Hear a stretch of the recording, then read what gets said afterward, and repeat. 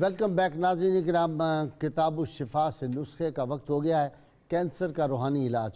اگر کوئی شخص کینسر کے مرض میں مبتلا ہو تو سورۃ الملک کی آیت نمبر 14 2222 مرتبہ 2022 ٹائمز 2022 مرتبہ پڑھ کر پانی پر دم کر کے اسے پلائیں اور اس بیمار شخص پر دم کریں، انشاءاللہ بہت جلد شفا نصیب ہوگی۔ شرط یہ ہے اول و آخر 11 مرتبہ کوئی بھی درود پاک جو آپ کو آتا ہو وہ تلاوت کر کے اس پہ پانی پہ پھونک کے اس کو پلائیں۔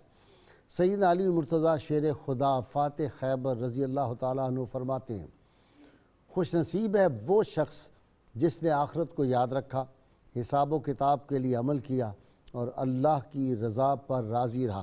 ناظرین کرام، اللہ کریم کی بارگاہ میں دعا ہے کہ اللہ تعالی ہمیں حضور رحمت عالم صلی اللہ علیہ وسلم کی غیر مشروط محبت اور لامحدود وفاداری نصیب فرمائے۔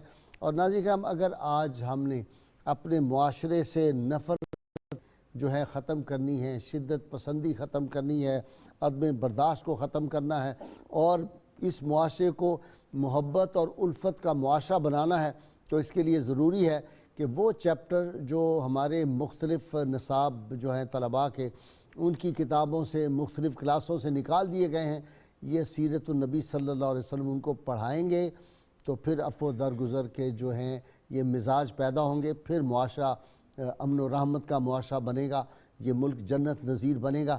اور اس کی بے انتہا ضرورت ہے۔ جو لوگ مختلف اسکولوں کالجوں کے نصاب بنا رہے ہیں اور حکومت جو ہے اس کے لیے لمحہ فکریہ ہے، یہ جو سیرت کے چیپٹر نکالتے ہیں، اس سے جو ان کے مقاصد ہیں اس کو ہم خوب سمجھتے ہیں۔ اللہ کے فضل و کرم سے یہ کس لیے نکالے جا رہے ہیں؟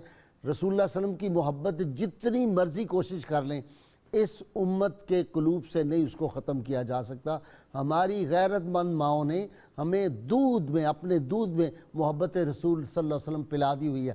ناظرین کا وہ نعرہ، تیار ہو جائیے میرے ساتھ مل کے، میرے ناظرین، میرے مہمان تینوں بھی نعرہ لگائیں گے، آپ بھی سب مل کے ناظرین سامعین نعرہ لگائیں، کیونکہ پاکستان کے اندرونی بیرونی دشمنوں کے سینوں میں یہ تیر کی طرح لگتا ہے۔ اس کے بعد پھر حافظ محمد عثمان چشتی سے بہت خوبصورت پرسوز آواز میں ہم نعت رسول صلی اللہ علیہ وسلم سنیں گے۔